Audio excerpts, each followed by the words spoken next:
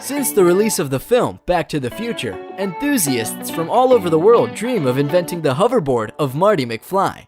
Today we will talk about the most famous flying devices, from hoverboards, powerful jetpacks, and tricopters, to large personal inventions that you can turn into a superhero for a few moments.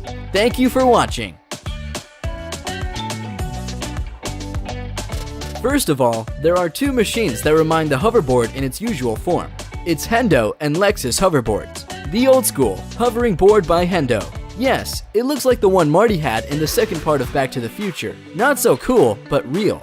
But for the next couple of decades, you can forget about the opportunity to get to the office on such a board. This hoverboard is only able to fly on an aluminum or copper surface. It's basically uncontrollable and emits a loud piercing sound, which makes this invention almost pointless. The next project was Lexus Hoverboard Project that was started with the participation of scientists specializing in magnetic levitation.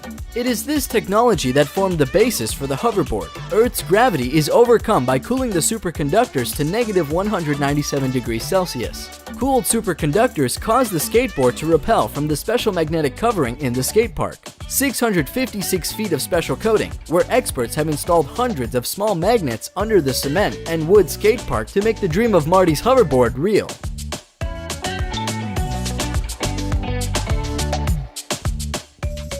Now, we turn to the list of real jetpacks. And the first among all is Jetpack Aviation's JB9, that bills itself as the world's only jetpack. The device can carry a total of 10 gallons of kerosene and uses small-scale airplane engines mounted to each side that provides upward thrust.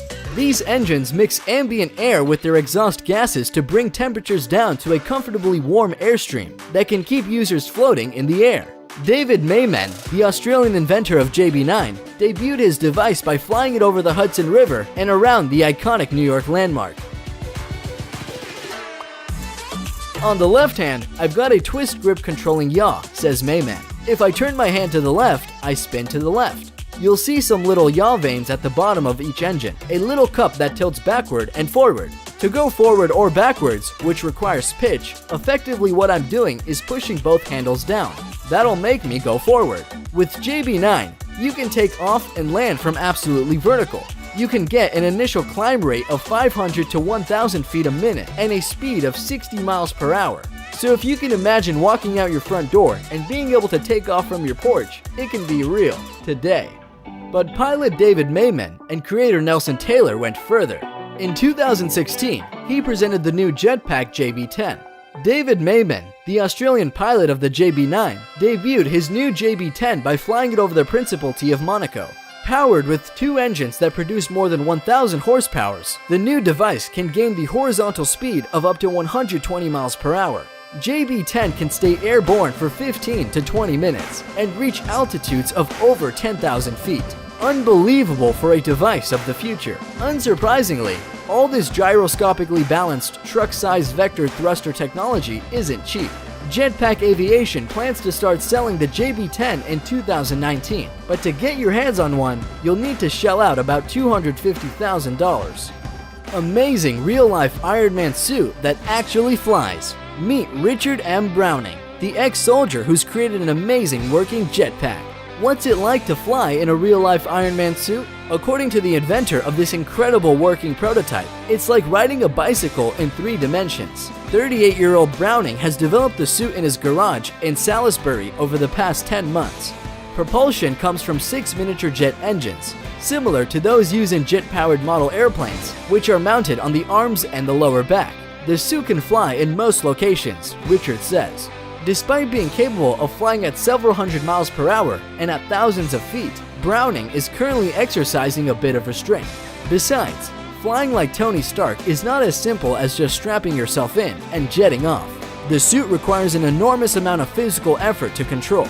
Even for Browning, a dedicated triathlete, in order to fly, he must follow a strenuous workout regime. In a typical week's training, he cycles over 150 kilometers. He also runs 40 kilometers every Saturday morning, so it's really hard to be an Ironman. Jetpack by Ives Rossi. Ives, otherwise referred to as Jetman, is known to the world thanks to his flight on the reactive knapsack wing of his own invention. On May 7, 2011, Rossi reportedly flew over the Grand Canyon in Arizona. In October 2015, Ives and Vince Refn, wearing jetpacks, deployed from a helicopter flying at 5,500 feet and flew in a choreographed demonstration with an Emirates Airbus A380, cruising at an altitude of 4,000 feet over Dubai, reaching the top speed of the 304 kilometers per hour, about 189 breathtaking miles per hour. For landing, he uses a parachute. Ives Rossi made many flights on his wings, including flying over the English Channel, over the Swiss Alps in the ranks with 2 Swiss Air Force fighters. Unbelievable jet man. Flyboard Air, a new word in the world of jetpacks and hoverboards. Frenchman Frankie Zapata is well known as the inventor of the completely new extreme sport, flyboard. Yes, Frankie Zapata invented and patented these unusual flying things on water thrust. The new flying board is devoid of all connection with the earth. No more hoses, no water, no hydrocycles. Only you and the flyboard with its built-in powerful turbine at the bottom. It is stored on the pilot's back in a special tank. To control the board, you use a remote, and if you are lucky enough to own the first model, you can use the first remote as well. The flyboard is capable of lifting a person to 9,800 feet in height, and the flight time doesn't exceed 10 minutes with a full tank. The maximum flight speed is about 93 miles per hour, but no one has tested it yet. During the first flight test of his brainchild, Frankie decided to play it safe, so he only rose 98 feet above the surface of water, developing a top speed of 34 miles per hour. The Scorpion 3, a single-seat electric-powered hoverbike by a Russian company that builds drones. Footage uploaded to YouTube of the inaugural flight is on track to break 1 million views. It shows a tester wearing a motorcycle helmet to guide the hoverboard through the air inside a factory. Though, don't expect a motorcycle's license or even a pilot's license to authorize you to ride one of these things. The only thing that would, in my opinion, is a willingness to have your legs amputated in the name of extreme sports. Flyke, personal tricopter of the future. The project started in the summer of 2014 at an applied research institute in the country. It is a coaxial Y6 layout tricopter, which means that the lift is generated by 6 rotors, grouped in counter-rotating pairs of 3 axes that are positioned uniformly around a circle. On the manned flight, the Flyke concept demonstrator had a takeoff weight of 210 kilograms, and this video shows how Flyke will look like in the near future. Flying Kitty Hawk machine itself doesn't look so much like a flying car as it does a majestic giant drone, upon which our Silicon Valley superiors can soar over our heads like modern-day knights on their geeky steeds. Powered by 8 propellers, Kitty Hawk can reach speeds of 25 miles per hour. The flyer weighs only 220 pounds, which means you won't need a license to fly it, and it's legal to operate in the United States, so long as you fly it over water in uncongested areas. Des Molnar hates traffic, so he's built a flying machine. The G2 is constructed using a steel and carbon fiber frame paired with a stock Suzuki GSX R600 motorcycle engine and a carbon steel propeller. The propeller disengages with the rotor and engages with the transmission, allowing the vehicle to achieve speeds of up to 200 miles per hour on the ground and 90 in the air. Mad Max in real life.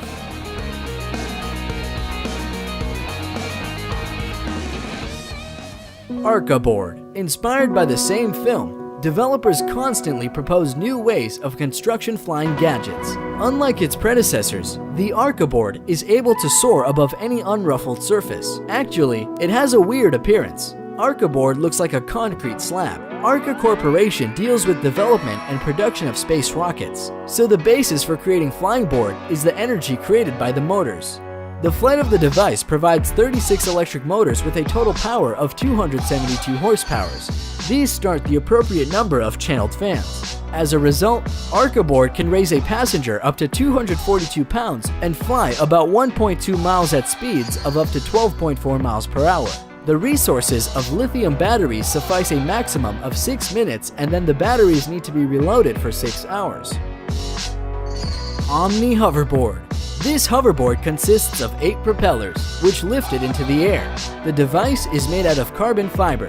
Power engines, which produce a total power of about 40 horsepower, are carried out through 12 batteries. But unfortunately, This hoverboard can be in the air no longer than a minute and a half. During the first test run, it overcame a distance of 3,000 feet.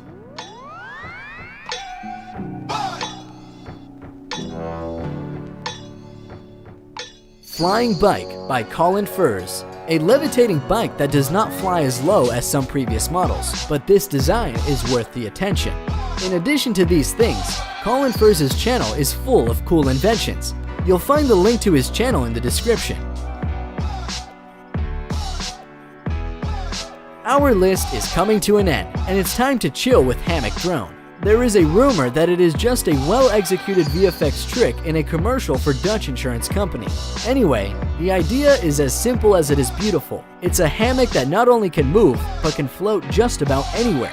While drones are poised to change the worlds of commerce and food delivery, perhaps we should be focusing on how they can change the world of luxury as well. Thanks to all for watching.